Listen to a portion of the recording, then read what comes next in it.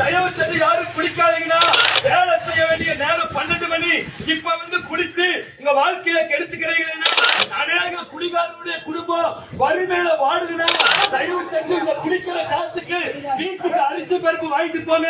சமூக வலைதளங்களில் வைரலாகி கொண்டிருக்கும் காணொளியை தான் நாம் இப்பொழுது பார்த்து கொண்டிருக்கிறோம். மதுபான கடையின் வாசலில் நின்று 2 கரத்தை எடுத்து கும்பிட்டு தயவு செய்து குடிக்க வேண்டாம் என்று கதரும் கிறிஸ்தவ போதகரை தான் நாம் பார்க்கிறோம். கோயமுத்தூர் பகுதியை சேர்ந்த ஜெபசிங் பெலிக்ஸ் என்ற போதகர் மதியம் 12 மணி அளவில் தன் ஆவியில் பக்தி விருத்தி அடைந்து மதுபான கடை வாசலில் ஏராளமான குடிமகன்கள் நின்று கொண்டிருந்த போது வருவாய் தருணம் இதுவே என்ற பாடலை கண்கள் கலங்க பாடியவாறே அழைக்கிறார். மேலும் மதியம் 12 மணி மும்முரமாக வேலை செய்ய வேண்டிய இந்த நேரத்தில் மதுபான கடையில் நின்று உங்கள் வாழ்நாளை வீணாக்க வேண்டாம் என்றும் இங்கு செலவழிக்கும் பணத்தை உங்கள் குடும்பத்துக்கு செலவு செய்யுங்கள் என்றும் கதரும் காட்சிகள் நம் கண்களை குளமாக்குகிறது. ஆம், இதுபோன்ற ஊழியங்கள் இன்று அவசியம் தேவை. அலங்கரிக்கப்பட்ட மேடைகளிலும் குளிரூட்டப்பட்ட அறைகளிலும் கர்ச்சிக்கும் போதகர்கள் அநேகம் உண்டு.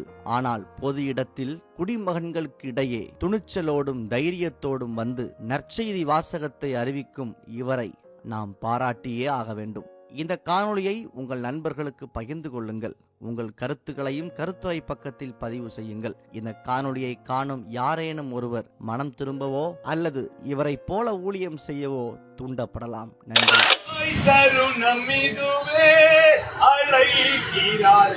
வல்ல ஆண்டவர் இயேசு வந்தை வாழ்நாளை எல்லாம் வீணானாய் வருத்தத்தோடு கழிப்பது ஏன் வந்தவர் பாதம் சரணடைந்தார் வாழ்வித்து உன்னை சேர்த்து கொள்வார் வருவாய் தருணம் இதுவே அழைக்கிறாரே வல்ல ஆண்டவர் இயேசு வந்தை.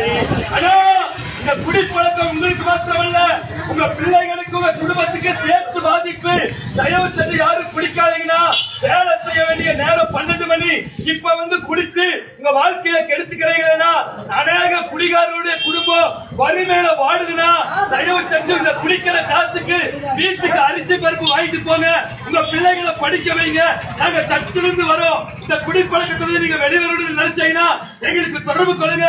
இயேசு கிறிஸ்து இந்த பழக்கத்தில் உங்களுக்கு விடுதலை தருவார். தயவு செஞ்சு யாரும் குடிக்காதீங்கன்னா 2 கரம் கூப்பி கேட்கிற குடும்பத்தை பாருங்க, பிள்ளைகளை பாருங்க.